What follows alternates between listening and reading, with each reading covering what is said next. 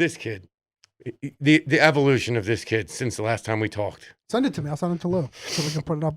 I mean, yeah, all right. I might have to get Joyce to approve it, putting it up. But. Joyce who? Galetta. She's my ex-wife. And your current? What? And your current wife? My current wife is Monica Newton. Oh, okay. I'm sorry. No, it's okay. It's okay. I don't, my life's crazy. I've been with Monica for 5.5 years now. It's not that crazy. I don't think it's that crazy. Is that it? Yeah, he just thinks he's in the Olympics where he can bite a gold medal. That's awesome, dude. But yeah, I told him after the match, I texted him, I said, maybe I should miss more of your matches. He goes, nah, bro. I said, okay. Nah, bro. Steve, can you get the fridge? Oh, yeah. The evolution of him. Because last year when we talked, we were just starting to go to the gym because he got in so much trouble with his phone. And the evolution, suspended from the Hawks for 2 weeks, the whole thing. I mean, just now this year, 8th grade Hawks, complete evolution of a boy to a young man, and I couldn't be prouder. Complete mindset shift. Awesome, just awesome. What do you think was the main? The gym. What was the contributing? The gym. Really? You go to the gym as a 7th and 8th grader, 3 to 4 days a week, waking up at 5:15 in the morning before you go to school. That commitment changes you. Mm-hmm. And then doing it in the beginning to get your phone back, and then to be texting me saying, yo, you're late. Yo, where are you at? He's texting me at 5:33, 5:34, 5:40. Yo, where are you at? You're supposed to be here at 5:30. That, him holding me accountable after I'm the one making him be accountable for his actions. Now he was addicted to doing bad shit on his phone. Now he's addicted to being in the gym, walking around the house Yoked. Look at my tricep.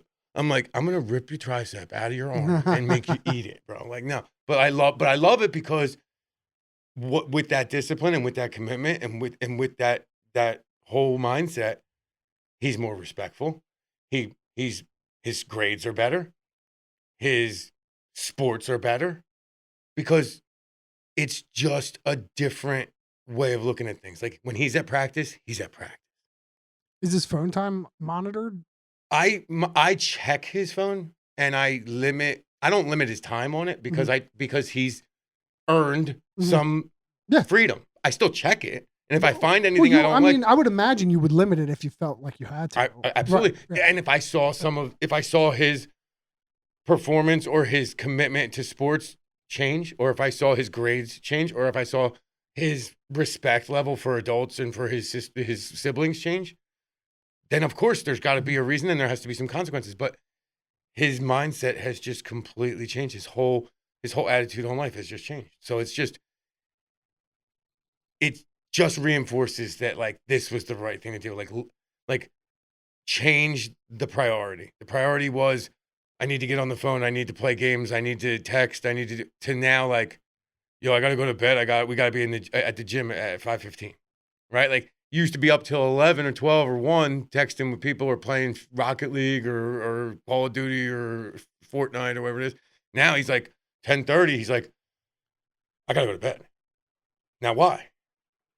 He still wants, his other friends are still doing that stuff. Why doesn't he want to do it? Because he's decided that being in the gym and the results from the gym and the results in sports and in his life from the gym are more important than talking to people that he's going to talk to in the morning face to face anyway. Isn't that crazy? How it's just so. It's good because he's young. When you're young, you can really buy into that. The change is instant. Yeah, us. How hard is it? Impossible to change. It's Impossible so to change. And I'll tell you, for me, before going to the gym with him, I hadn't been in the gym in 10 years. No reason. I said to myself, I never go to the gym again. I don't need to. What do I need to go to the gym for? Now, if I don't go to the gym, I feel like shit all the time. You still go in the morning with him? Yeah. That's awesome. Yeah. We're just That's a long time, dude. It's been a year and you gotta 3 feel months. Good. Yeah. I feel great. Did you hit the sauna at all? I don't, because when we go, it's 5:30, 5:45 to 6:30, 6:30, and then he has to take a shower, and I have to get him to school because I got to get to Fazia's by 7:20. Mm-hmm. So I don't have time to do the sauna thing. he used the sauna a couple times when he had to lose a couple pounds for wrestling this year. But yeah, I love the things that are over there. It's just, my point is just being in there, even if you're not feeling great or you tweaked something, going in there anyway and doing what you can do. You do feel better 100% of the time. All the time. I never Every wanna day go. I don't. Like, I know there's days we can't go. Like, during wrestling season, we don't go any morning he has a match. So he has a match tomorrow. We're not going to the gym tomorrow morning. But those days I don't go, I'm waking up at 6:15, 6:20.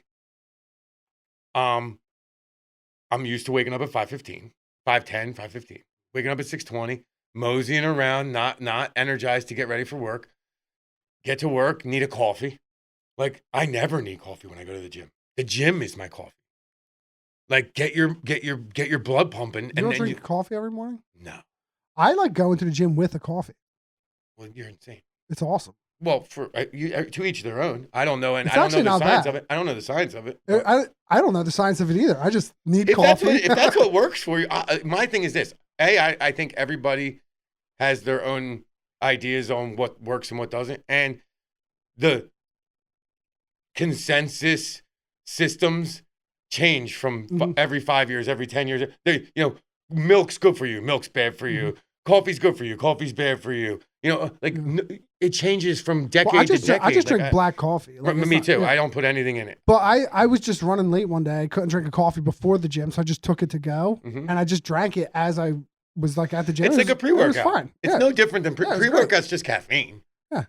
No big They deal. can tell you they put all this other crap in it. At the end of the day, what you're getting is a super dose of caffeine that makes you work out harder because you can't wake up. My point is, I will never try one. I don't trust any of these companies. I don't trust any of these products. I don't trust anything. And I'm the conspiracy guy. Like, I think everything in the market is made bad for you. Oh, you want to hear something? Mm-hmm. My wife and I got a wheat mill. We are milling our own wheat for flour now. Fantastic. We make Ezekiel bread, white bread, totally sandwich rolls. We make feel better? muffins, cookies. Yeah, and the kids, like, if you have leftover flour, because you can't make it, like, you can't mill the exact amount. Right. All the extra, you just put it in a bag in the freezer. Good. And so when the kids want pancakes or waffles in the morning. But my point is the people that say, like, oh, I went to Italy, I had bread, I had pasta, and I didn't feel like shit. Yeah. Well, what's different in Europe than it is in America? Because every time anybody eats that in America, they feel like crap, right? So they're putting stuff in there that's not good for us. I don't know if it's fresh milled out there either. Dude, it is not. But my point is there's something different. Yeah, there's something. You're right. You're 100% right. And we're just accepting that it's okay to put all this crap in our food. And, like, I know you don't have a choice on a lot of stuff. You just don't. Unless you have unlimited money and unlimited time, you can't avoid a lot of this. But, like, there are certain things that dramatically change the way you feel, the way you act, the way, like, and the wheat thing. I mean, many people have these, wheat allergies and gluten allergies and, celiac. And all. It's like, this stuff did not exist when I was a kid. Well, you want to know what else too? Why let's just talk common sense.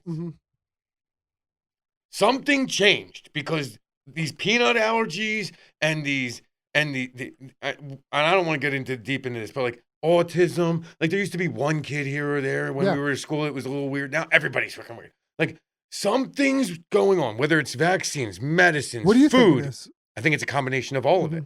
I think our food system and our pharmaceutical system and our medical system and our vaccine schedules. And I'm not saying any of it's good or bad. I'm sure some of it's good, some of it's bad. But the combination of all these things, trust me when I tell you, and this is the only thing I can guarantee today, the reasons that they're putting these things into the system of the agriculture system or the pharmaceutical system is not for us to feel better and to be healthier.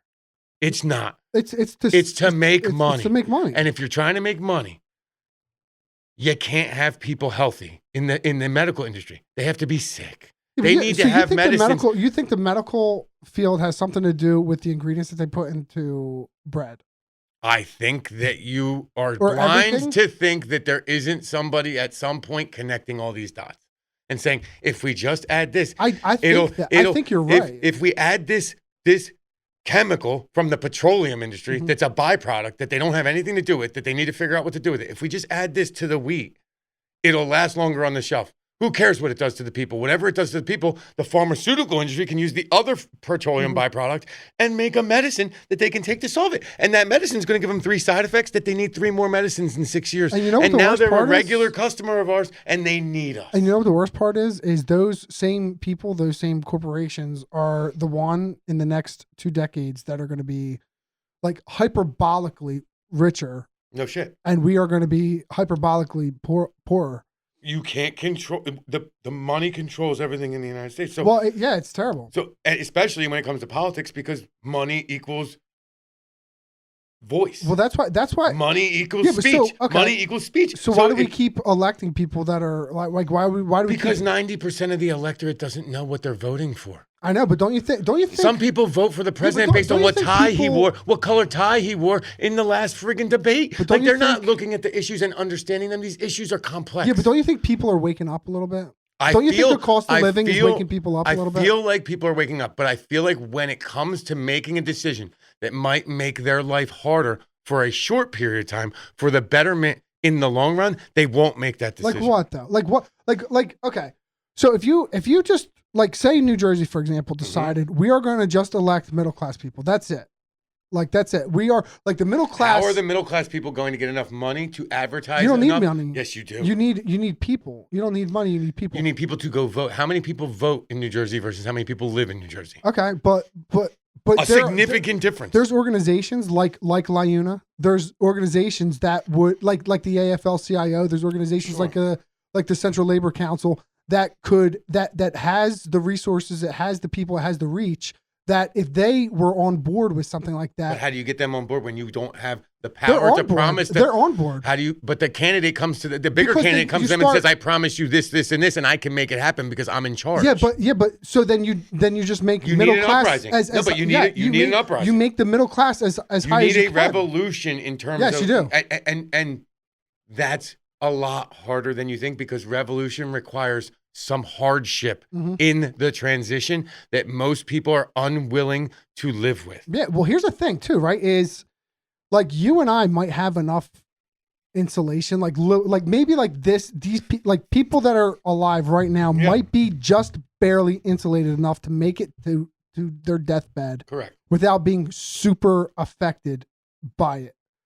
But well, it depends how you build your family system, but yes. There's not that many people that are like have their ass on fire, as there will be in 20 years from now. Like, but the more people like enter the workforce, the more they're going to see like this is not sustainable. But that's a historical change in youth to adulthood, political transition. A lot of people are liberal and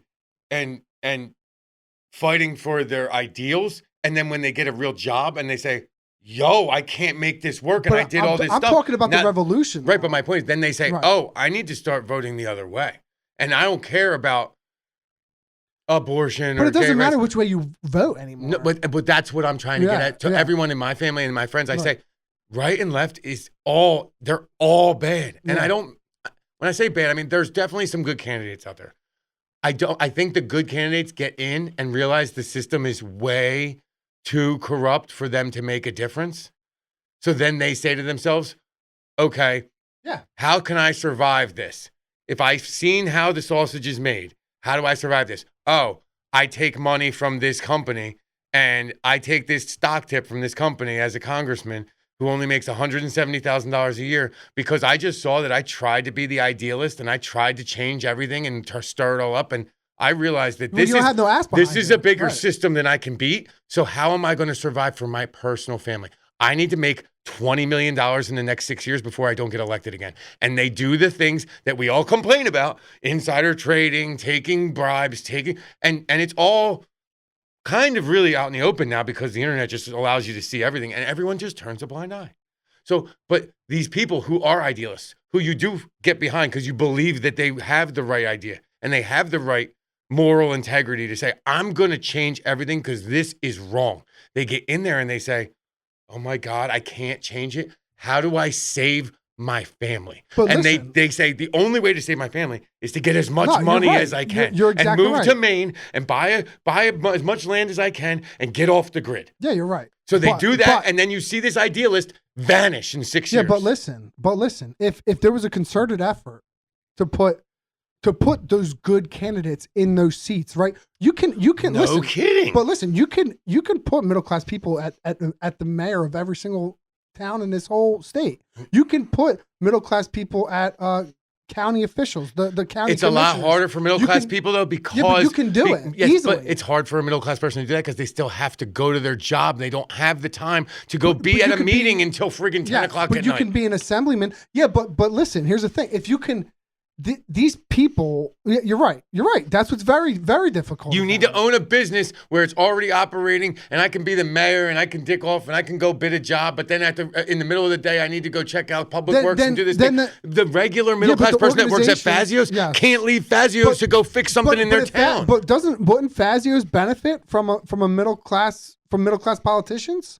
A company like Fazio's, I mean, Fazio's has broken the barrier. No, it's broken the barrier. We're a family-run business, and we have the right morals and the right integrity, and we have the right business model, and we have helping people is our mentality. It's not sell. It's how much can someone buy at our place for the least amount of money. Listen, don't you think that they would prioritize it if one of their employees was making a push to become the Atlantic County Commissioner or the Camden County Commissioner? I'm sure they would be flexible with that. Yes, absolutely. But my point is, how many companies would be? I think a lot of them. Not as many as you think, because at the end of the day, that business still needs to run. How many? You know how many? All right, so New Jersey. I get where you're at, and I like where your head's at. New Jersey's a very union state, right? Of course. Right. So chances are, if you're working and you're making a decent wage and you're in the middle class, there's a pretty good chance you're in a union. Most of those unions would benefit from middle class people, their boots on the ground, whatever they are, employees, being in a position to make political decisions. So most of these organizations that these people would come from, they would have the flexibility, because if you were able to organize it on an AFL-CIO scale, on a Central Labor Council scale, on a LIUNA scale, on all these different union scales, then you would have it would build the flexibility into it. And then you'd be able to do it. I love this. Let's do it. I want to do it. I want to so bad. Then. My circle of people in my life is smaller every year. And I mean it. I read energy really well. And I'm a hippie and I'm crazy. And I know that. I know that. I read energy really well. You guys have really good energy. I trust you. Cool. There are a lot of bad people. And they've shown me over and over and over. And when someone shows you enough times, one time should be enough. But when they show you enough times, you cannot disregard it. So I know where my bread is buttered. And I also know that as I get older, I only have so much energy for my family, for my friends, for my wife. I can't waste it on people that I know don't have my best interest in mind, that I know lie about me to disparage me for their own gain, scheme, plot. Like, it's so bad, dude. Isn't it crazy the value that you put on everything as you get older? How you value. But my point is, so in 2026, at New Year's, my wife said, we've never done a resolution since we've been together. She goes, let's do a resolution this year. I said, great. Now, we were at this awesome New Year's Eve event. Last minute, bought tickets, went to Philly to this place called Otherworld. It's this art installation. And there was like an EDM concert there. But you can go there without music. Like, they have like this, it's this interactive, fully immersive art installation. All these different rooms, all this different stuff. Super freaking cool. Trippy, of course, but like super cool. Kids would love it. Okay? We went there and like, she looked at me and she was like, of course we were fucked up. But like, she was like, we need to do a resolution this year. I said, all right, I already know what it is. In 2026, I'm taking shit from nobody. And I don't mean that in a mean way, but like, if I text my friend who has been my friend for 20 of my 43 years, and he posts on Instagram for 5 days, twice a day, and never responded to my text, that's unacceptable in my life of being a friend of mine. I don't care if you don't want to answer the question I asked you. Yo, you want to go out on Friday night? And they have this anxiety like, oh my God, I can't because I have the kids, or I can't because my wife won't let me. say, yo, bro, I would love to, but I can't. Don't even acknowledge I texted you. And then be on your phone 5 days straight. And I know you're on your phone all day, but like, because we just know that we are. But like, you're posting on social media to people that are not people that love you as much as I do. I know that because I love all my friends 150% more than anybody else. And I'll do anything for them. And I can't even get a response. So this year, I'm not taking any shit. I know that I put 100% into a relationship. I'm not asking everyone to put 100% into my relationship with you. I'm asking you to match me 20% to my 100. If you can't match me 20%, 2027, you're someone that I used to be friends with. I'm cordial with you. I may come to something if you invite me. I may not. I won't invite you to mine. And you're going to have to do some real work to convince me that I should bring you back into my circle because I don't want to waste my energy. Like, it hurts. It's sad. That's it's what sad. I was going to ask. There's a lot of sadness to it. Like, I invited 17 people to a birthday event for me at the end of February, a week ago. Mm-hmm. I said, I need to know by Wednesday if you can go. I don't care if you can't go, but you have to let me know because I have an opportunity to buy discounted tickets and get a VIP situation. And I want to do this for my birthday. I need to know how many people I'm going to have. Can you at least get back to me by Wednesday? I request that. How many of the 18 people responded to me by Wednesday at 9:30 at night? 6. 3. Mm. 3. Then I sent a question mark on the original request to every one of them who didn't. 10 got back to me an hour later. Some of them said yes, some of them said no.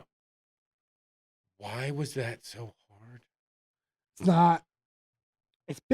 Why was that so hard, Steve? Yeah, but doesn't. Here's my thing. It's a month away. It's a month hard. away. Yeah. So pretty much, unless you know you have some major thing going on, you either want to go or you don't. And it's okay if you don't. Right. Like, this is something I want to do. If you're not into it, I get that. But at the same time, if you invited me to something I wasn't into for your birthday, I would go anyway. Would you be able to keep track of that if you were in the reverse position, would you be, and you did not answer right away? You know what I would do? And this is where I hate phones and I hate technology. Look at me. Yeah. I hate phones and I hate technology. I hate it. And you know that I do because of what I talk about. You know what when I get that text and I don't want to respond immediately, you know what I do? Siri, remind me at 8 a.m. on Wednesday to respond to Maddie. Really? Guess what happens? On Wednesday at 8 a.m., Siri tells me, yo, respond to Maddie. And I say, oh shit, I forgot about that. Siri can do that. Of course she can do that. My point is, hold we on. are idiots. Yo, Siri, remind me in 5 minutes to ask Anthony if this worked. Siri, remind me in 5 minutes to ask Anthony if this worked.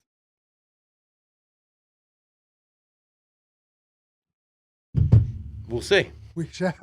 Dude. But my point is, my stepson, perfect example. Mm-hmm. My stepson, great dude. He's at Stockton going to school. He wants to be a history teacher. Great dude. Love him. I've been asking him to take the trash out for like 3 years, every Sunday night. He's on his phone all the time. He's playing video games. He's watching movies. He's doing all this shit. I said, yo, bro, I can't deal with it anymore. You can ask your phone to remind you on Sunday at 8 p.m. for the rest of your life to take the trash out. And you refuse to say those words to your phone. It's an intentional fuck you to me. And you live here for free and you pay for nothing. And I'm not bitching at you about the money. I'm saying, I'm asking you from man to man, can you be responsible for something without me reminding you? I'm trying to teach you that when you're a grown man with a family, no one reminds you to pay the electric bill. No one reminds you to get food. No one reminds you to make sure the heater works. No one reminds you to replace the filter in your freaking air conditioner. You have to do things as a grown man that no one will remind you to do. Can you do this one task so I can teach you that this is an important part of life? Guess what he's done for the last 4 weeks? He's done it? Taking the trash out. That's good. Except for the one night that we got the stupid, crazy storm. You want to hear something messed up? Is when I was young, right? Like my dad would sit me down and have talks like that with me. and like I would know he was right, and I would know like when it was. But you're also like, and it was fuck stupid this. stuff, like easy stupid stuff, like take the trash out, like clean up out, like it's just stuff. Yeah, and like I almost feel like there was a piece of me that intentionally didn't do it in like a prideful way. But because you're like I didn't want to lose because you're a petulant teenager. Yeah. So that's something that I have in me to this day. I do too. If you told me right now you can't say the F word on this podcast, you know how many times I would say it? I'm a petulant teenager. But I also know when to be reasonable. Okay. But I do not like I will say it is one of my character flaws. I'm a petulant teenager. Teenagers are petulant. They don't want to be told what to do. They will do things intentionally to piss you off. But my point is, 19-year-olds are not teenagers to me anymore. You are a grown man. And if I don't teach you how to be, you're going to be one of those dudes I don't like in the world. So I'm trying to get you to understand. I'm not perfect. I make mistakes every single day. But every one that I make, I own it. I own it. If my boss says, yo, why did you forget to do that? I say, you know what? I completely screwed up. I will make up for it right now. If my wife says, yo, you said you'd be home at 9. I said, you know what? You're absolutely right. I should have texted you. I'm really sorry. I'll do better next time. I don't say, shut the fuck up or I'm not doing it. Like when you get older, you can either be accountable or you can be an excuse maker. All of my friends who I texted, now, are they all close friends? No. But I want to extend it to a certain amount of people. And I'm just so disappointed that now I have 10 people who are coming. That's cool. I'm happy with that. With their significant others? Some of them. Okay. Some of them chose not to because they want to go out without them. I mean, and that's all good too. But my point is, I have 10 people going, and some of them that didn't respond or had like a kind of a shitty response back when I said, yo, how come you haven't responded? Like, you're on my list for 2027. And I'm not condemning you yet. But now you got some work to do. And I don't think anybody's willing to put in the work. They're not understanding. I'm not asking you to show up one time. If I invite you 100 times this year to something and you say no every single time, immediately or before the event, I'm gonna say that's fine. I understand people have lives. I understand that you might not want to do it. If you can just respect me enough to respond, I think I can keep you in my life. I can't, however, accept you posting on Instagram 17 times between the time I texted you and now, and then you not responding to my text, even to say, I'm thinking about it, I'll let you know, I would accept that. So what is the anxiety within people that they can't say no or can't respond? I'm just asking for an acknowledgement that you saw the text. And I know that you did. Yeah. I know that you saw it because you're on your phone all day. Do most of them have kids? Some of them. I feel like it's Here's my thing. I have kids too. Guess what? When someone texts me, I respond to But you do feel anxiety sometimes now. I don't. When they were young? I have zero anxiety. When they were young? With the kids or with people? And when you were okay, so when you have my point still remains, Steve. Stop right there. I'm just. You can respond and say, "Yo, look, I got kids. I have no idea what Wednesday." I'm a responder. I do feel the anxiety. 2 weeks from now on a Friday, my kid might have the flu. I have no idea if I'm going to be able to do it. I can't commit to that. That's a reasonable text to send back to me. Why can't they even do that? Yeah. What's wrong with everyone? I do that. I can't commit. But that's a fair text. I can't commit, but I'd like to. That's a fair text. Yeah. That's my point. I'm not asking for the world. I'm not asking for a commitment. But I do feel the anxiety. I don't. But I'm more like in you too. We're more like, I don't know, extroverts. Yes. Right? So like people the introvert has like an anxiety and like a dread. My wife would never answer a text message like that ever. She would she would not. You would have to remind her. That's just how she is. No, and she would for me. But here's my. But if like her friend was like, and my point to her, her relationship with her friend would be better if she said, "Yo, I'm really anxious about this. I don't know if I'll ever be able to commit to it. I'm sorry, but I'm going to try my best to get back to you." That would be acceptable. So my point is, I think people are creating anxiety for themselves in not responding. I agree. In not responding. It gives me anxiety when she doesn't respond to people. I'm like, why can't you just tell them no or tell them yes or tell them maybe? How about just text the word maybe? Yeah. At least you acknowledge that you got the text. Or she'll like talk about like, and you know they're texting someone else about Real Housewives of fucking Las Vegas. So like, stop already. Yeah. Why are the priorities based on bullshit instead of like relationship I think it's just the building way people or are. bonding. I think it's the way some people are. Can I pitch in a little bit? Absolutely. I am a bad texter. Mhm. Like I'm kind of one of the people you're describing. You are a bad texter. I know. Every single time my phone goes off, like a notification, it gives me anxiety.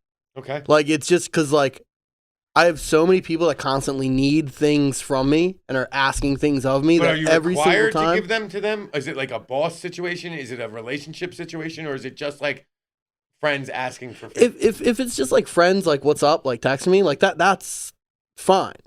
But when it's like it's people like need things or like I gotta schedule shit or like stuff like that, like it'll give me anxiety to the But is point it where your I'm just job? like sometimes. It's I a mean podcast, it'll be probably. podcast shit or Okay. it'll be like my other other But jobs don't you or like think things you'd like have that. less anxiety if you got it off the plate?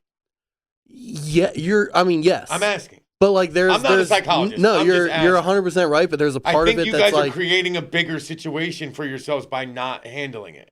yes, you are right. But But it's you like still it's can't do so it. much easier to see it and just That's fine. like I'm on my phone. And so my point to that is, if you were in my life and doing that to me in 2027, you wouldn't be. And that's okay. That's fair. But I'm at 43 and I'm asking for a certain level of respect from my friends. And I don't need 20 friends. I need 4. See, I don't I like need mean 4. it as like a disrespectful thing. It's Of more course, just like but- it's kind of too much at the moment, and like That's fair. But I'll then do get you back forget? to it. Do you forget? I do. It's more so like group texts. Group texts are like Group texts are the worst. like that's what like I kind of tell my family that like if you need something, if you want to know something Direct from me, texting. just text me directly and I Yo, will respond. to That's you. fair. Group texts suck because someone will send something that you need to know about, and then there's 45 texts in between, and I'm not scrolling up. I admit that. But my friends know that if you're in a group with me, that's not my game. Well, yeah, like if I'm seeing 30, I'll chime in on the bullshit. All my group texts are bullshit.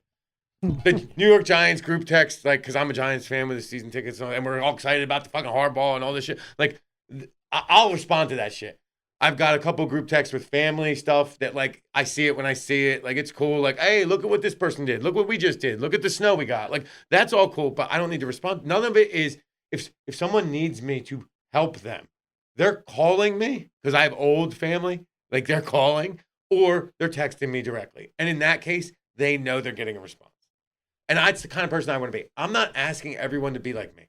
I'm asking you to acknowledge I sent you the text before you spend 2 hours posting 14 reposts on your Instagram story. see, I will say Because that. that's not fair to The me. other thing is I'm not posting on social that's media. not either. fair to Like, me. I'm not so doing I any see of you that. spending 2 hours on Instagram reposting other people's shit. In that time, you could have spent 10 seconds saying maybe. I really, I like, It I hurts hear my you. feelings. I hear you, and hurts my I feelings. agree with you. And I'm the same. Look, like I phone call. I don't even text. I hate texting. I love that. Yeah, I like, dude. You can accomplish so much more in a 30 Generationally, though, that's going in a out the 30 window. second phone call. Like you I can told you with accomplish the work shit. so much more than in a 1 hour text message Generationally, the thread. phone call is going out the window. They can't talk on the phone. Okay, They want to email. They want to text. They want to place orders online and not even talk to me. I'm good with it. I hate it. You know, no, but I'm good with I it. hate placing for orders business, online for though. business purposes for me. So you don't want to talk to me at all, which means I have tons of time to make my website better. I'll make my website better so that you buy more shit. I'm good with that. I'll transition my energy from being good at talking you into products on the phone to talking you into products by making you a know really what? You know cool what ends banner on the website and saying, "Oh, look at this new shit we got." It's just it's a different level of efficiency, right? Because you like I feel like that younger generation will take on many tasks and they will take their time with many tasks and accomplish none of them. and accomplish them. Maybe None of them. I like to compartmentalize, right? I have to do this. I want to talk to this one. I got to talk to this one. I got to do this. Now that's done. Put a bow on it. Push it aside. Let's get to the next thing. Yeah. That's how I am. So I don't like the send a text message, send an email, wait for a response, send another one. Yeah. Like I don't like that form of getting things done. Right. It's now the way you kind of have to get things done, though. You can set up systems. but you you can set can- up systems within yourself and within your whole system to manage that, though. Yeah. To say, I'm still going to get things done my way. I'm putting this in this person's court now.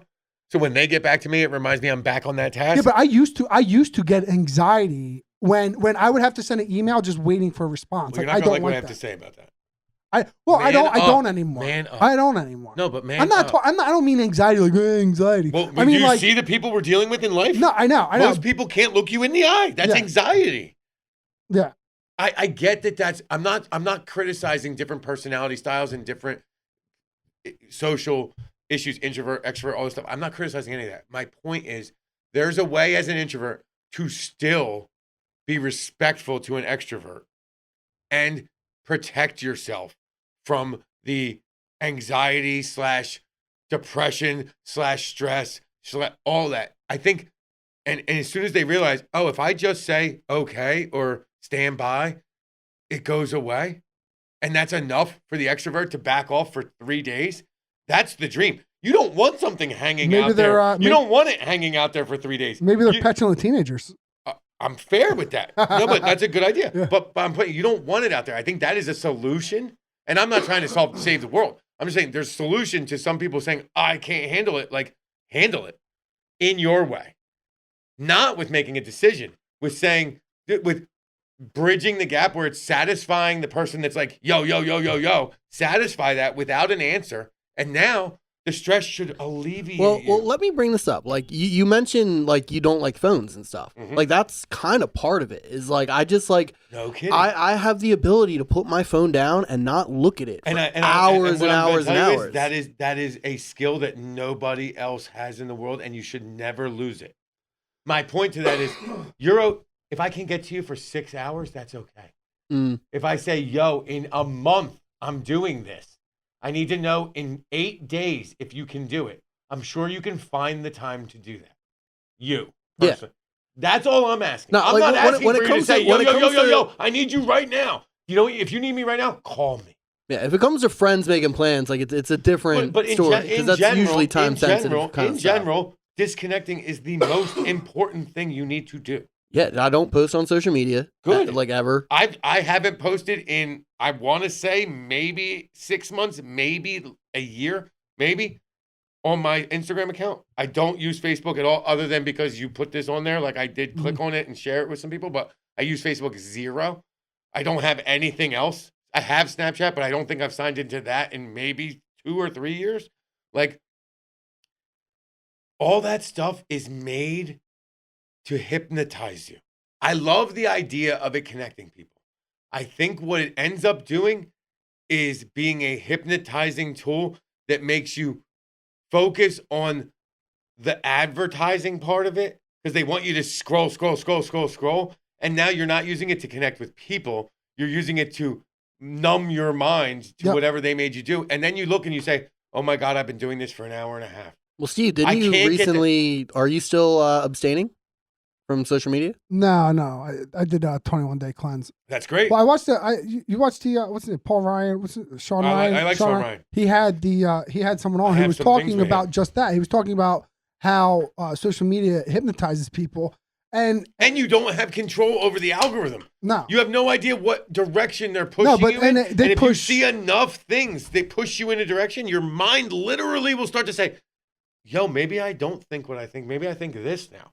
Like, you have no control over it. And we're adults. So back to what we talked about last time. Adults can't control this. You think 10-year-olds can? No. Why are you putting this phone in their hands? So that is what brought me to the whole middle-class politicians thing, right? Is because, right, I'm listening to this podcast and I'm like, well, if they can create this, they could wage this, like, political war, like in the middle class, right? About these social issues that don't really mean anything, that don't really matter. And they aren't as prominent as they make No, them they're not prominent at all. They're only prominent in your real feed that you see because you liked something, and now all of a sudden they're going to send 600 reels of that, and you think that's the only thing going on in the world. That's the thing, and it's like they know, right, that the middle class is 80% of the population. So if the middle class stuck together, the middle class could do anything it wanted. Did you ever study the French Revolution? No, but you should. Okay. Do that, and we'll talk again. Because so just shut up and tell them. No. I'm just no. You can, but you study the French Revolution, and you'll see. That's how that happened. Yeah. It is one of the most miraculous things that's ever happened in the world. That's how a lot of it. That's how they unionized in Pittsburgh, the frickin' Carnegie, the people of the masses stuck together. But in and that there's time, so many there was more hardship. of them. Tons of it. Our people in America right now are not ready for hardship. But when they know that they're staring down the barrel of much more hardship, they don't think it is. I don't see how anyone could think otherwise. How can you look at what AI's doing and not think that you're I have a funny in, story about and, AI. and not think you're in for some hardship? I was how can worried you look, about how AI. can you look at your utility bill changing by the week, no kidding. and not think you're staring down the barrel of some hardship? How can you look at the nuclear plant going up in Vineland right now that's going to be taking up even more energy that we're paying now, and not think you're staring down the barrel of hardship? I got a 3-minute story that is a funny thing about AI that will fit right into this. Go ahead, let's hear it. I've over the years had people come to my house to do some work. I've never been impressed. Never been impressed. Someone comes, they fix something. It's half fixed. It's fixed, but they left a mess. It didn't seem like they knew what they were doing. I would have done it differently, even though I know nothing about it. So I started to do everything myself. Google, YouTube, and a couple neighbors that are just incredible. Like Craig, my neighbor, he's an analytical thinker. He's a common sense guy. He'll study. He uses AI, but he wants to learn how things work. And he's got experience from working in the neighborhood on everyone else's houses and helping them with this little task here. And the well didn't work. And, well, these are the only things that could happen. And let's look at the mechanical He figures everything out. He's an incredible dude. He was helping me. And, we got Gene, my neighbor across the street. He's got every tool in the world. Older man. He's incredibly nice. And all of our neighbors in our neighborhood are super cool. And so my heater started to get a little funky. Now, it's end of life. Oil burner, and it's end of life, and I'm trying to bridge the gap until I put in a different system, and I want to get through the winter, and so the heater breaks, and I'm like, oh my god, it's winter, the heater breaks. We test a bunch of stuff, we figure out it's probably this module controller. I buy the module controller, we install it exactly how it was supposed to be installed, the way it was prior. I don't know if the way it was prior was correct or not, but we install it. Mm-hmm. We do some Google shit. It works again. Then something else goes wrong. And we're like, it's got to be the fan blower motor. I go buy a fan blower motor. We install that. I take everything apart. There's soot everywhere. My face is covered in soot. Craig's helping me. He just had back surgery. He's coming over anyway. It's 6 days after surgery. I said, you shouldn't even be out of your house right now. He's like, well, I want to help. He's helping me. We replaced the fan blower motor, and we're trying, and we take some pictures of all the wiring, and we're like, maybe we put the wiring together wrong. And he sends it to ChatGPT, these pictures, and he says, did we wire this correctly? And AI says, put this wire here, put this wire there, put this wire here, put this wire there. And we do it. And it doesn't work. And we're trying to figure it out, and we can't figure it out. And we're like, do we need to call an HVAC guy? Like, really? Mm-hmm. Like, this is not that hard. And I'm not taking anything away from these guys because they're all very good at what they do. But, like, it's also not that complicated. Mm-hmm. These are machines. They can be studied. I can learn it. I'm not stupid. I can learn this stuff. Couldn't figure it out. Come to find out. And trust me, I've been saying AI is going to take over the world. We're in Terminator was 2029. Like, we're Arnold Schwarzenegger was right. Like, 2029, we're screwed. Like, and we're seeing AI take over. And we figured out AI told us to put 2 wires the wrong way. Mm-hmm. And I literally looked at Craig and I said, we're saved. AI is not going to take over the world because they don't even know how to wire a fucking heater correctly. Like, no, but I mean, like, they helped us a lot, but they didn't get it right. So ChatGPT's dumb though compared to. My point is there's tons of different tools, but at least it wasn't right. And so that's, to me, encouraging that humans still have the upper hand right now. Yeah, right now. Right now, okay? So that was really encouraging to me because I really had said, like, we're in a lot of trouble when these computers freaking take over.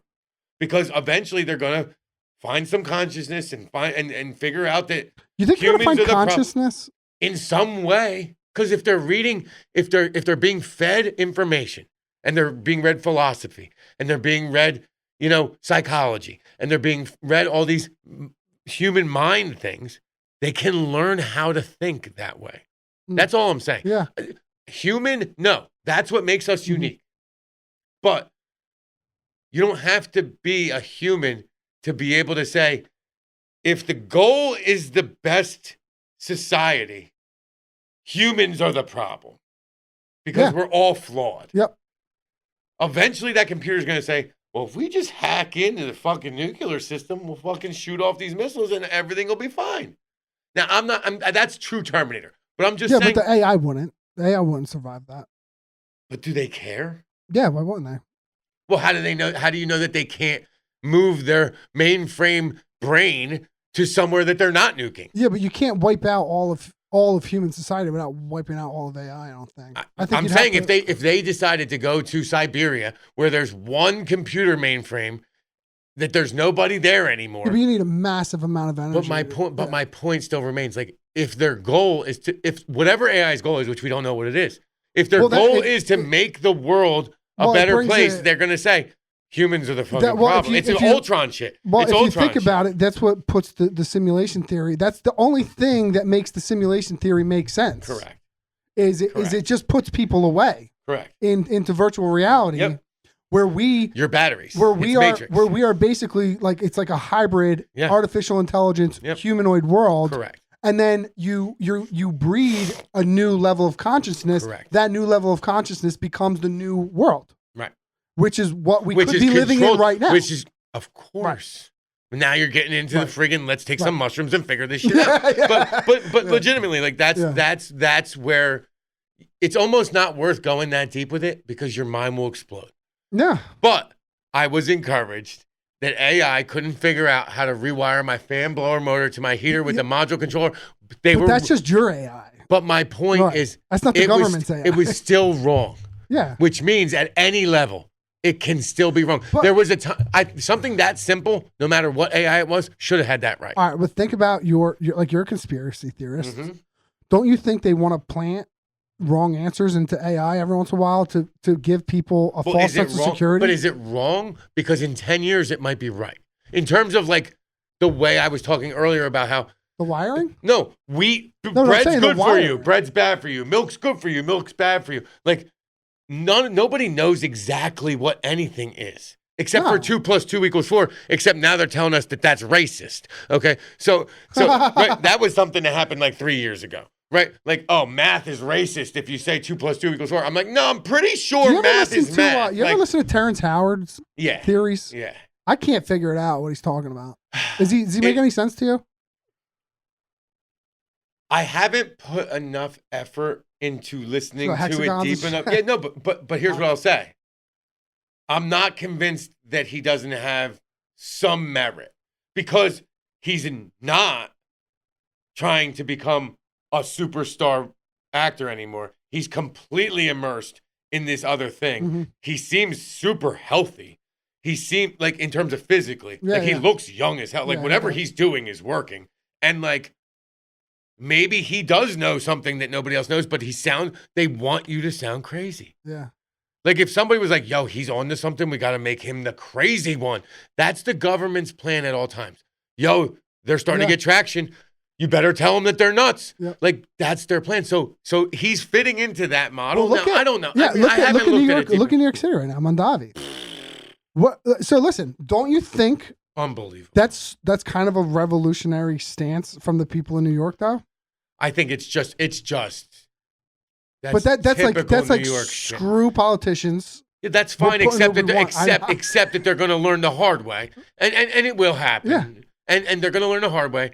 And my point is like, yeah, but who's going to get elected, right? Say somehow, right? We were able to put the plan that we just talked about. We're able to put it into place, and we're able to elect a governor of New Jersey that's just a dude. It's you. A dude. It's Louis. Just a dude. Louis is the governor of New Jersey. Dude. You don't think in New York City they'd be like, they're insane. New Jersey, look out, New York! Like New Jersey's moving in. Like like you don't think that they would make him look like a complete moron? Yes, but my point is, it's very simple to not be a moron by saying, "Yo, no, but it wouldn't be hard."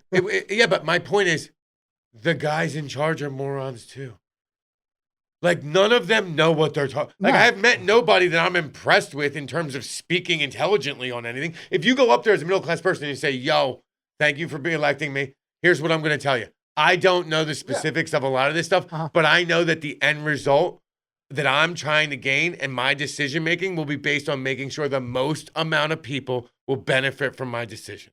Yeah, that would sound cool. Don't you think That's there's an all you have angle to do, now? and now you're not a crazy person. And anyone that says that that's crazy is But the listen, enemy. Don't you think that there's an angle don't you think there's an angle in that story that could be taken to not make it look like New York is doomed and like Yes. this is like Yes. the angle of this is revolutionary. This Of is course. the people like Karl Marx was revolutionary That's too, what- that's buddy. what I'm saying. Don't you think? Yeah, but don't you think that the narrative would change? Hitler was revolutionary.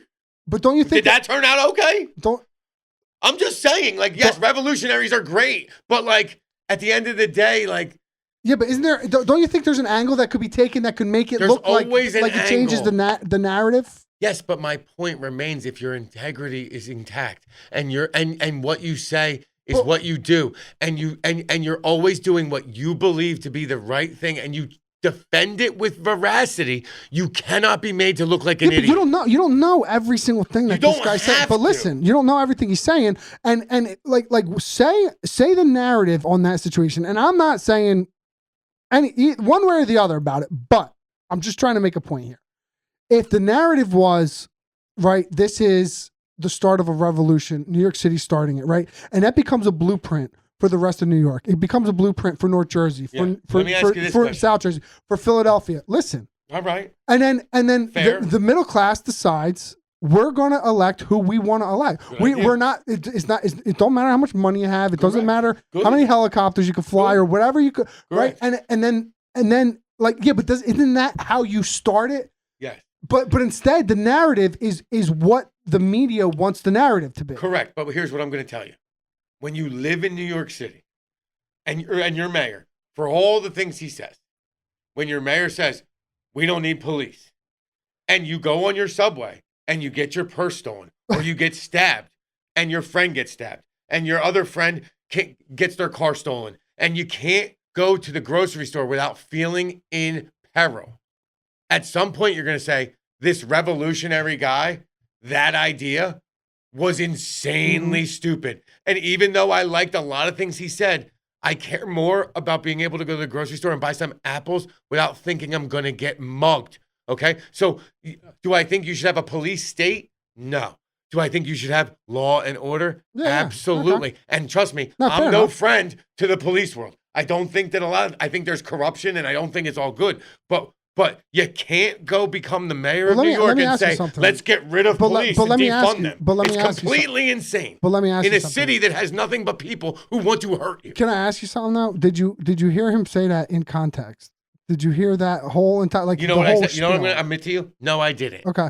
So is it possible? But I know from his funding that I've looked at, Mhm. he's not putting priority on it, and they Okay. needed more. But I'm saying, is it possible that it's just getting spun to look worse than it is? I know that there were people that stabbed people in a subway and then Right. got out the same but there day could be a from the ton jail. of police, and it could they still got arrested, went to the judge. The judge released them no bail, and they stabbed someone the next day. Let me ask you this question, Steve: if your daughter Well, a judge was doesn't the have to do that though. That's no, not but 'cause they of the- do because they were appointed by a mayor who wanted to do that. Okay. So my point is, if your daughter was the one who got stabbed the second time, are you okay with that? No, of course. Because not. I'm not. I'm not. But under no circumstance am I. No, but so I'm just trying to put it in perspective of like Yeah, I a know. personal issue. Like, no, I'm not okay with someone committing a violent crime and getting out the same day in New York City to go do it again. No, I'm not okay with that. Right.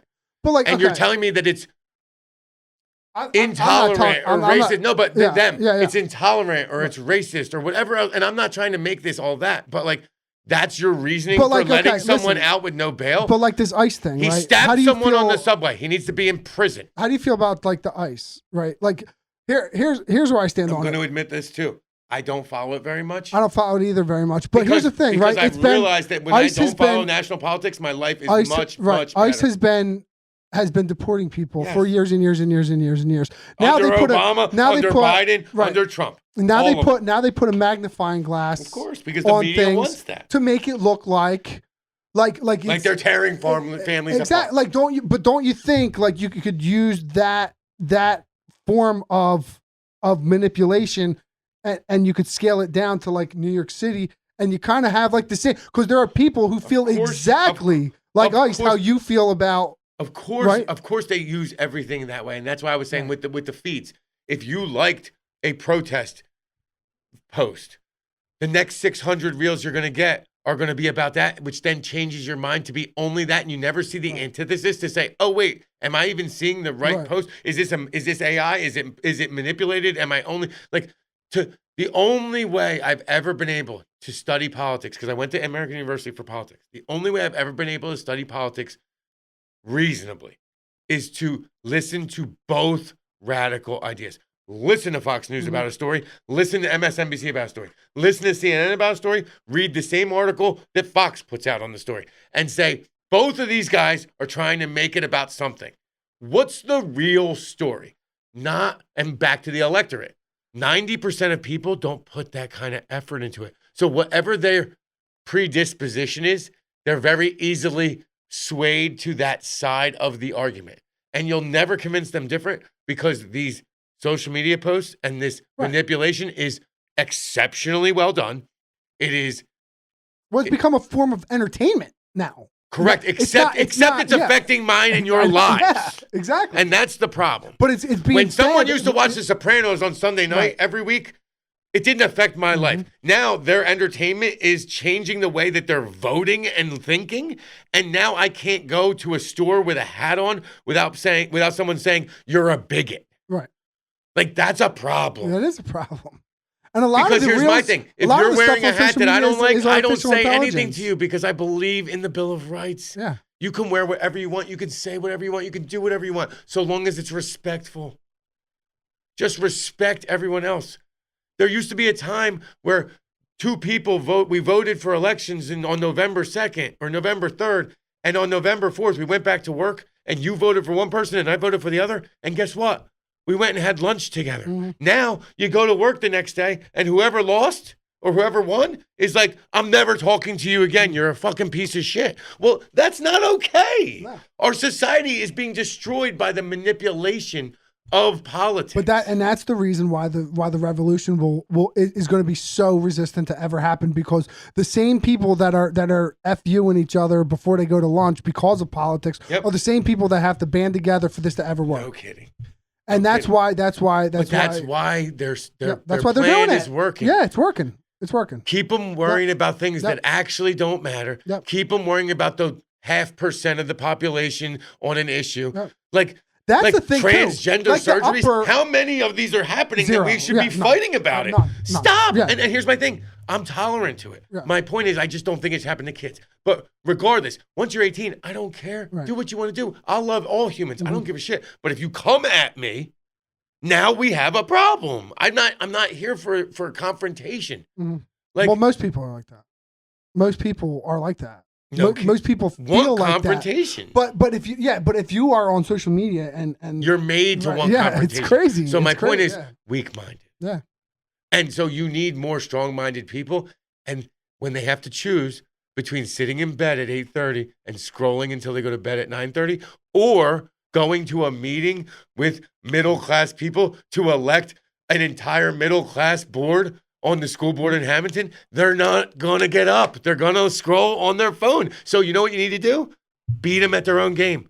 Get enough social media accounts sending shit to them that creates a situation in their mind where they're like, we got to get middle-class people. That's my point. Yeah, beat them at their own game. Let's talk Fazio. Yeah.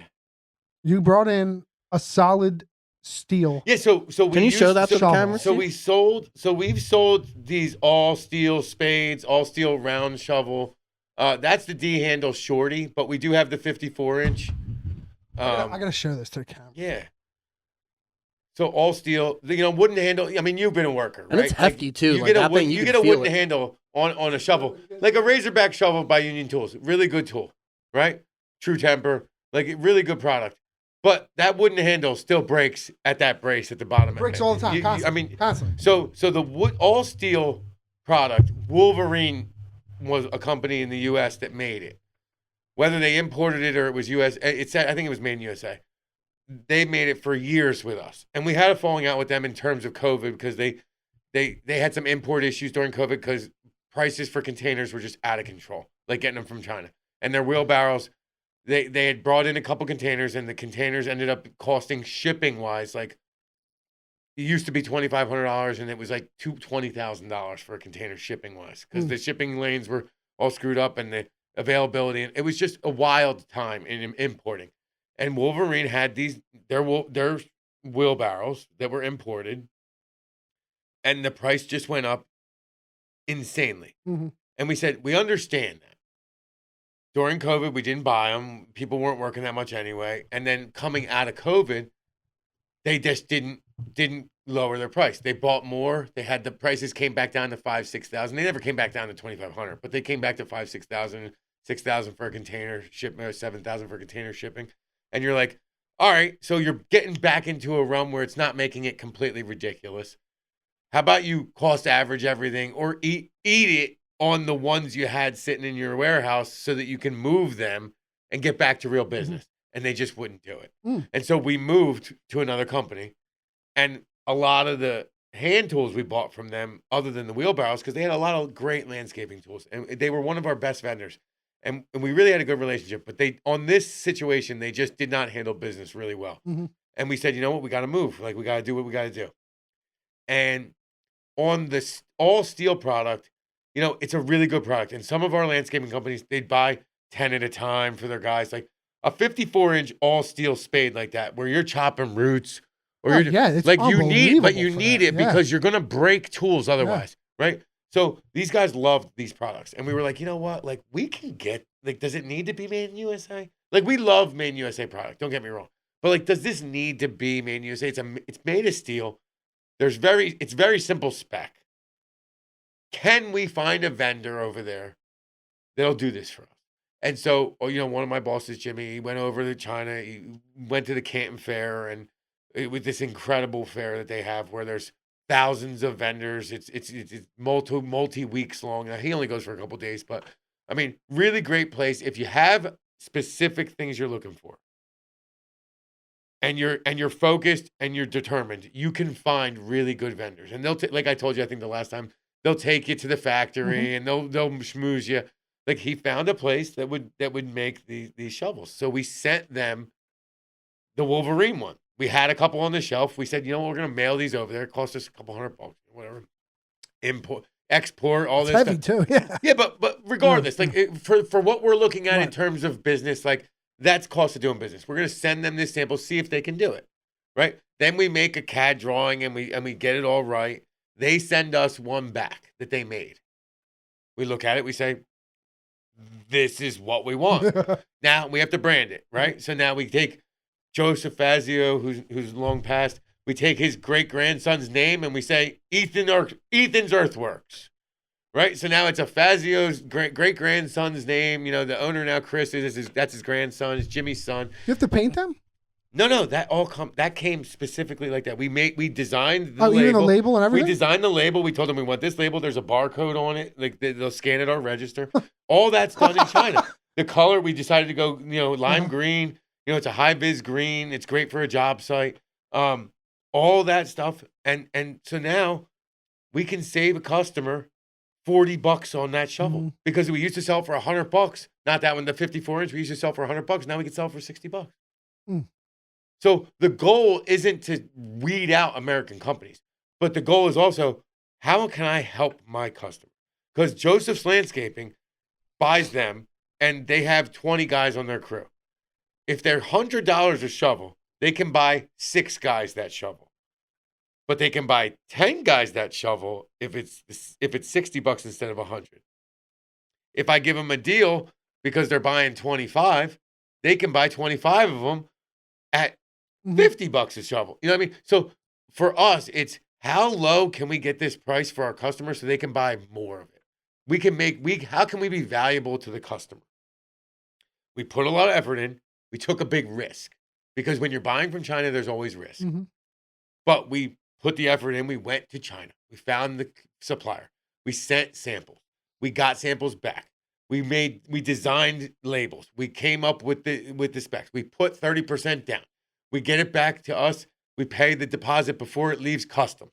And now it's all paid for before it even hits our dock, right? So when it gets to the dock, it could be a box of marshmallows, right? But you find the right vendors and you find the right relationships and you get good at it. And now that product, although it will obviously profit us money, it's also saving our customer a significant amount of money and allowing them to buy more of it or buy the same amount they used to and have money left in their pocket to buy some steel or to buy a skid steer that we have for sale or to buy some 2101 duplex stainless that we have a ton of. That's this incredible stuff that nobody knows about, that's food grade, that people are using for cheesesteak griddles. Like, I mean it. Like, we're making steel tables right now that are just incredible. I have a picture I'll send you. We're making steel tables that are like maybe like 3 foot by 4 foot or whatnot with some real sturdy steel legs, real thick top.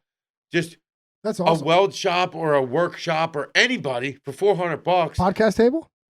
I can get you whatever you want. But my point is, like, the things that we have now, we're taking product or material that we have laying around and say, what can we do with this to make it more valuable? Guys come in, they say, I really need a sturdy table for my workshop. Well, I have steel laying around. We just snapped a bunch of plate for our job, and we have all these drops from the rest of the plate. If we cut these plates in half and we round the edges, we can make it, and we take a couple columns from another job that we had drops from, we can make this table. Well, we're always doing those snaps and those cuts and that stuff. So we always have these drops, and we're like, let's turn this into a product that like is valuable to the customer that they can't find anywhere else. They can't find it anywhere else. And so now we can make hundreds of these tables, and you can't find that quality for $400 anywhere else. So I mean, I'll send you the picture of it. I would love that. Like, the company itself is almost like it's like a kid at a playground. Correct. Like, you can just do whatever you want. You guys have fun with it. When you're an employee there, you can do whatever you want. If you have vision and you have an idea, your opportunity is unlimited. They do not limit your ability to make the company money. If you have an idea and it gets any traction, they'll run with it. Cool. Because we have unlimited capability. Between the last time we talked and now, we added a water jet to our fleet of machines that can do, steel fabrication. And it's just like things that guys don't know we can do. Like things that contractors get involved in. They take a job and they're like, oh my God, I need steel columns and beams, and I've never done this before. But I took this job and I need to do it. Where do I go? Come to Fast. Yep. We'll do all the welding for you. We'll weld the clips on for you. We'll cut the column to length. We'll get you base plates. We'll get you the I-beam with notches, like the last thing, that 5-step machine. It'll notch everything for you. It'll put all your bolt holes in it for you. And you can't get that anywhere else. And you can do it, Steve. If you're doing the job yourself on the side, you can come to Fazio's and we'll do it for you. You don't need to be South State or a J&P Erectors, or you don't need to be any of these places. You can be Steve DeStefano and just come in and say, yo, I'm building this side job, I'm building it for my brother, and I need these 2 columns and I need this beam, and I don't know how to do any of this stuff. I don't have the tools to do it. And Fazio's will say, we'll have it on Wednesday. This is the price. That's awesome. And the price is going to be fair. Because, again, the mentality is always not how much can we make, but how low can we sell for so that you buy more things from us. We want you to be able to leave there with everything you need for your job for the lowest price, so that you say, anytime I'm doing anything, I'm coming to Fazio's first. I'm coming to Fazio's first because I trust that they've got my best interest in mind. And they have almost everything I need in the steel and metal industry. We're not going to have wood. Every once in a while, we have piles of plywood that you can get really cheap. But in general, like metal-wise, don't waste your time looking around. Like, come to us first. We're going to take care of you. Like, and it's going to be affordable. It's going to be quick. It's going to be right. The amount of things people buy, and it's like, oh, I got screwed. It wasn't right. And now they won't make good on it. Like, you just never know. With us, you're dealing with a true family-owned business that, like, is honorable. They're trustworthy, and their mentality is truly, what can we do to make us the most valuable for our customers so that they're loyal to us for life? Because we'll be loyal to our customer for life. I always go there every chance I get. And it's just fun. Any contractor I work for, I always try. But with that shovel, like, it's just really nice because most people don't even know they exist. You go to Home Depot, you can't find that. No, you can't find that anywhere. You can't find that. No. And now we have it, and it's actually cheap to buy. That would be good for utility work too. Bro, like, everything. Anything you know what was great for this last week? breaking Breaking ice. ice. I was My gonna say, can I have God, it for my, dude. for my Bro, driveway? breaking ice, dude. All steel spade, 54-inch, bang, bang, bang, breaking ice. And we do a fantastic job of moving snow over there. Like everywhere else, you're like, parking lots are screwed. Streets in townships are screwed. You walk into Fazio's, they've been using a freaking giant front loader and I swear to God, and dump trucks to move snow so that and salt and everything so that you come there. We got to get them over here. You see our parking lot? Oh my God, skating, dude. dude. Yeah. I told them as a joke. I told them as a joke this year. Baptist We church. should start talking to townships and say, yo, for this much, we'll come take care of your town because I've never seen a company take care of snow better than just this snow was very. I got an idea. And the with best part is Chris Fazio himself is the one driving the front loader who's doing it because he's just that kind of guy. He'll do the work. Yeah. Because that's in his blood to be a worker. And that's why so many people are loyal to him in terms of business. It's like they know he's the guy walking around the yard with a broom in his hand. He'll clean up after a job. He's the one making sure everyone's doing the right thing all the time. Like, he's not going to shy away from something hard because, again, back to the politics part, he's got integrity. He's got character. He's got the right stuff running through his blood. And it flows Why don't he from run for him office? because he's got more important things to do with his family for the business. In all honesty, Yeah. like he would be a great candidate, honestly, because no one would ever be able to manipulate him.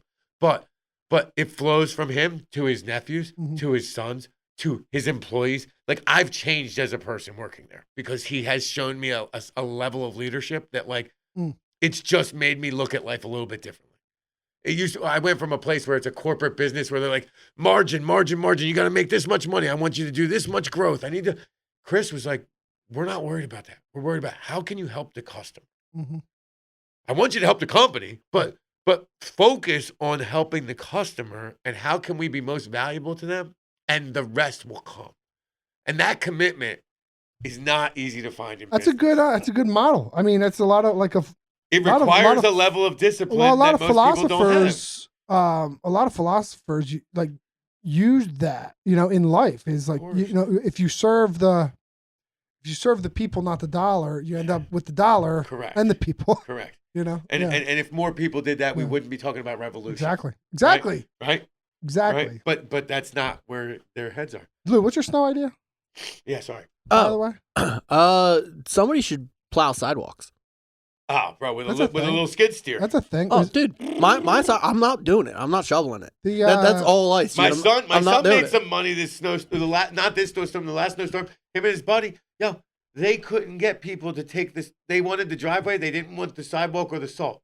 I'm like, he was asking for like $10 more to do this sidewalk. Dude, you should have come to my house. I would have. $10. Give me your address. My son will be there anytime he wants. Because again, we're about to get snow in like 2 days. Committed, disciplined. He's ready to go. Yeah, like he's got the right. Well, that's something you don't see anymore either. He's not going to go play in the snow. He wants to go for. He took a shovel and a freaking hand cart with some salt, and he couldn't get people to get. I mean, he got some people. Wait, they said no to the sidewalk. I was praying for a teenager to knock on my door and ask to do that for me. My son will be there. A dingo for a sidewalk would be. Oh my God! Dude, you know what else is good for a sidewalk? A 14-year-old 8th grader. Because guess what? They're not doing anything else, and they need a little bit of sweat going on. I was in Swedesboro today, and they were plowing the sidewalks. It is a thing. It is. We're doing it. And it was from. Listen, it was on like a major road from a development to a business complex. So it was probably the business complex was doing it, like for the walking. Yeah, but I live on the school road, and you probably have a lot of foot traffic too from kids. But I'm like, dude, what am I gonna do? I got ice. I told Joe, I said ice. everybody that paid you for their driveway, you should have got their number so that the next storm you text them and say you want me to come. Or just show up. Well, and he's gonna. But my point is, he's not afraid to go do it. And him and his friend texted him and said, "Yo, you want to go try and get some driveways?" They got like 6 people to give him $20. I said, first of all, in this day and age, $20, you should have gone 40. I would have paid $50. But they asked for a $10 add-on for the sidewalk and salt, and nobody wanted the sidewalk and salt. And it was what? If they would have just said $30 for the whole thing, people would have paid for it. And I said, Joe, you're a worker. You're not a salesman. But again, 14-year-old kids that are willing to go out and do that, like I'm all about it. So I'll get a text chain going for him, for people that want to do it. Dude, I would give him the money just to support a 14-year-old kid getting up willing and to get up doing and do something, it. man. Yeah. I'd pay him for sure. Yo, he's 100%. good kid. Yeah. And, He can do both. All right, we're right around the corner. He Good can do both of us. transition to football. It's Yeah. like, last year we were talking about how he got him in the gym and he was having some troubles and we really had some really good, and with the phones, we had some really good, results from him being in the gym for a year. And we go into football season and he's in shape. Yeah. He's strong. He's determined. He's got this new outlook. He's got this new Is he a mentality. freshman? He's an 8th grader right now. Wow. So he's got this new mentality. Coach Federico passes away. Mm-hmm. And he's like, what's going to happen with the Hawks? And I'm like, well, we're going to be fine. We're going to do what we got to do. I'm not in charge. I'm not on the board. I don't know what decisions are going to make, but I promise you, stick with it. We're going to be good. We go into the season. We named Coach Mike Shabilia the head coach. It was a great thing. He did a great job. And I was part of the staff. I was running the offense, and I was, a big part of it. And he breaks his thumb. He's starting quarterback for the preseason, starting corner for the preseason, and he breaks his thumb. Mm. And we go to Chop, and we Rothman, and they were like, all right, like 3 weeks immobilized, and he'll be fully healed. Mm. And I was like, you can miss the first one preseason game and 2 regular season games, or we can club it up, and you can play, but you're not going to be able to play quarterback because it was a throwing hand. Uh-huh. And he's not really a quarterback anyway, Mhm. but he's just always been the guy that can remember the plays, and he was steady-handed, and he's not, he was a good guy to run the offense. And he chose to take his time and come back. So when he came back, he had a little bit of trouble Mhm. breaking back into the lineup because the kid we put in, Finn, did an amazing job at quarterback. We were winning games. And I said, I'm the offensive coordinator. And of course, like, I'm making the decision at the end of the day as to who's going to play with the rest of the coaching staff. But, like, unless you're exponentially better, like, I can't just put you in because you're my son. Like, Mhm. you have to earn it. And I know this is hard. And it's your 8th grade year, and you've really been looking forward to it. And this has been a setback. But, like, how are you going to respond? And he kept his head up. He was a good teammate. He was a good leader. And eventually somebody got hurt in the backfield. And we needed him to play running back. And I said, I know you never played running back before. Learn the plays the next 3 days. You're going to play running back. Blocked his ball off. Did everything right. Carried the ball strong. Got us a first down on a 4th down. Like, really manned up. Next week, gets put in on defense. Makes a couple big plays. Couple weeks after that, he's starting running back. He's starting corner. We can't take him off the field. And the evolution of I'm a starter, I'm the big guy, to you're nothing, to I'm going to work really hard to get back in this lineup, to I got my opportunity, I'm not going to let it slip, to by the end of the year, a kid that in the championship game didn't give up. In one of the playoff games, he was the long snapper, got stepped on. His hand got stepped on after he snapped the ball. Fingernail completely bent back 90 degrees. Ripped it off with his teeth. Sprayed water on it, taped it up, and got back in the game and missed 2 plays. And I was like, that's tough. That's tough stuff. That's something that Coach Federico would have been really, really proud of. And something that, like, for me, because I coached with Coach for 18 years and played for Coach, and something that I knew if he was around, and I knew he was watching us, but if he was around, like, he would have been really, really proud of the evolution of Joe in this, because he had a lot of adversity, and he stood up and he did it. And it was like, I couldn't be prouder. And now he goes into wrestling season, and he's always been a good wrestler, but not a great wrestler. He's always had a little bit of a maybe approach to the match that was a disadvantage to him, because he's like, that kid's bigger than me. That kid's been wrestling longer than me. Last time I wrestled that kid, he was better than me, or he beat me.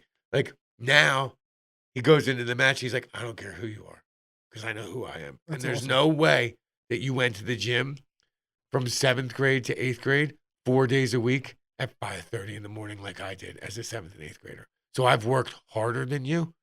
And even if you beat me, you're going to have to work really hard to beat me.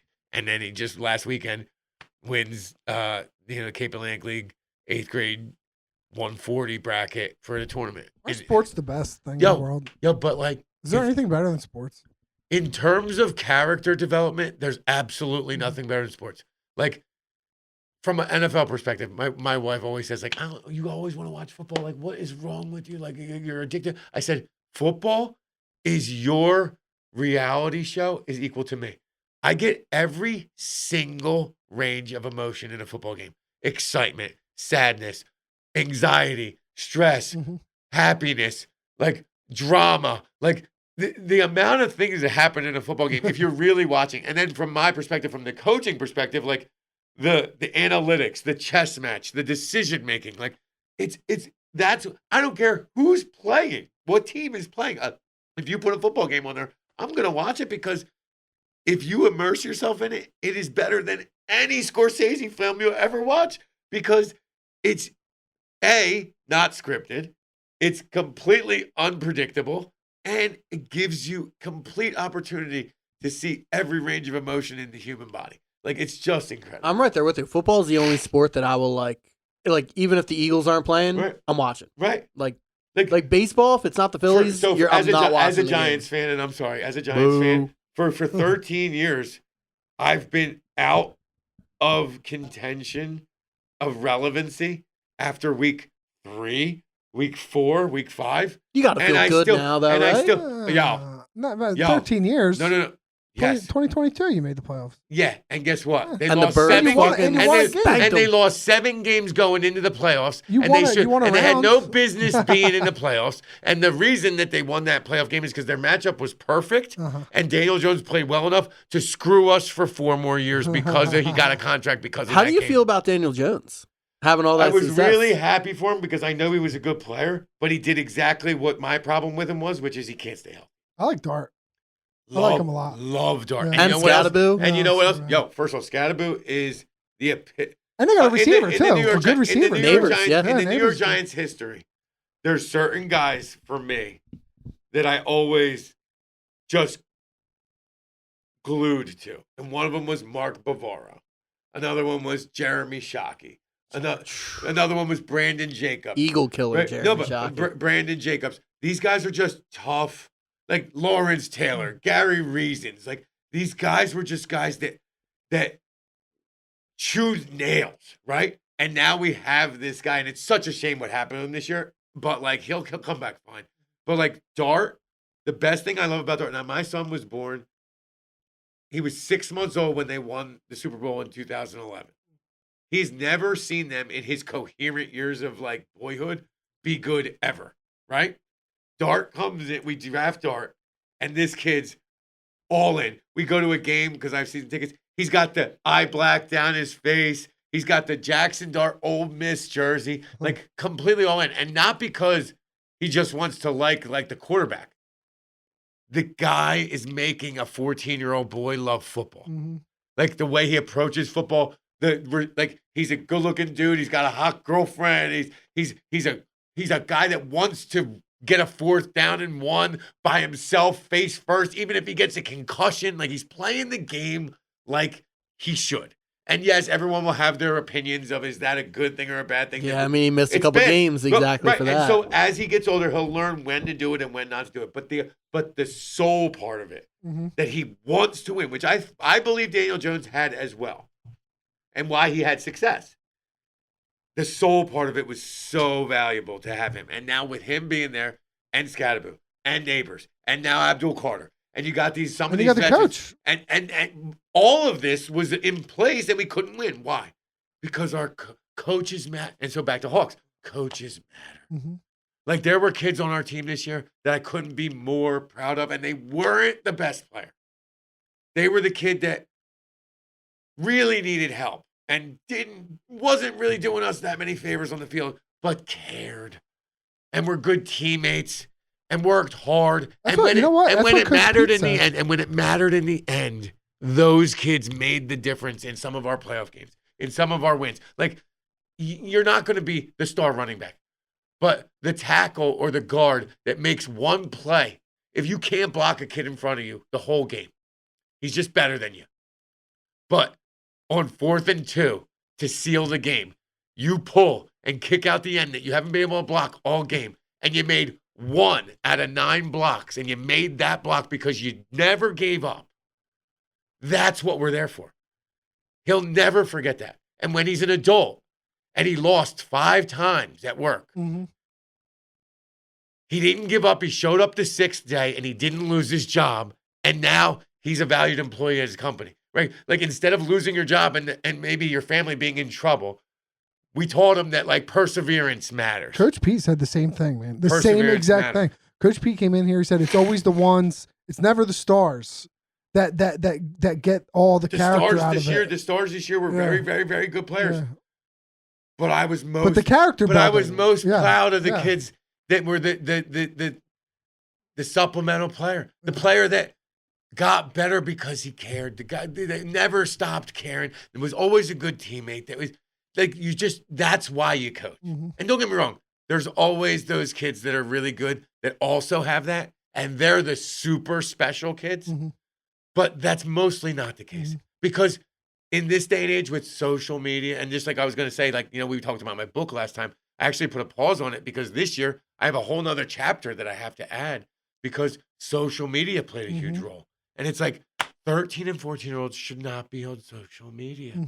And it was a little destructive and it was hurtful. And like we should have a little thing in place maybe organizationally to say like, if we're really trying to teach these kids like how to approach high school and how to approach the world, like I'm not saying that we're in charge of being their parents, but like maybe like say like, hey, if you're going to be part of this team, you can't post about the Hawks on your social media page because I think it's detrimental to all the kids because you're not posting, hey, look at our great team. This is me, which is everybody on social media. And I understand that. But, like, it's not healthy. And it's not productive for the team aspect. And so, not having Coach Federico this year was really hard. It was really sad. It was something that we struggled with in terms of how to deal with it. But I do know that, in terms of how my son turned out, he would have been really proud. How we coached. Is that Mike picking him up? How coach so far away. how coach would have been really proud of us as to how we handled the adversity. I mean, he never stopped coaching me when I was a coach for him, right? And so he wasn't there, and I know that he would have been really proud of how we handled that adversity and everything. But there are some new hurdles and some new structures in place in society that are going to influence the organization. And I think that thinking about integrity and character and strength and discipline and keeping those things as the paramount parts of what we're looking for and turning boys, troubled boys, good boys, into young men with respect has to be the priority. Because if you do all that, the football comes on its own. Yep. The football comes on its own. We don't have to worry about whether a kid cares enough to play hard in the fourth quarter of the championship game because we turned him into a kid that will be okay with his wife and kids when there's a struggle in his life because we turned him into a guy that's resilient, that has discipline, that knows that perseverance is what's important, cares about the guy next to him, cares about his family, cares about his kids, doesn't say, screw this, it's too hard, I'm going to give up. Like, that's what the Hawks has to be about. And that's what Coach Federico did for me. And that's what I wanted to do with that. And we had some success with it. And I couldn't be prouder of my son. Yeah, it was a great year. And awesome. Thank you so much, dude. Really for nice coming down. It's awesome. You're coming back for sure. Yeah. Listen, I'm always around. Yeah. Congratulations on your thank you on your win. And thank you. Remember what I said. Of course. Be strong. Because that's the only thing that matters. Of course. And I know you have it in you. So I'm very excited to see how Thank you do. Thank you. Yeah, I'm always rooting for you. Thanks, brother. Yeah. Always a pleasure. Thanks, bud. All right. Peace. Cool. See you.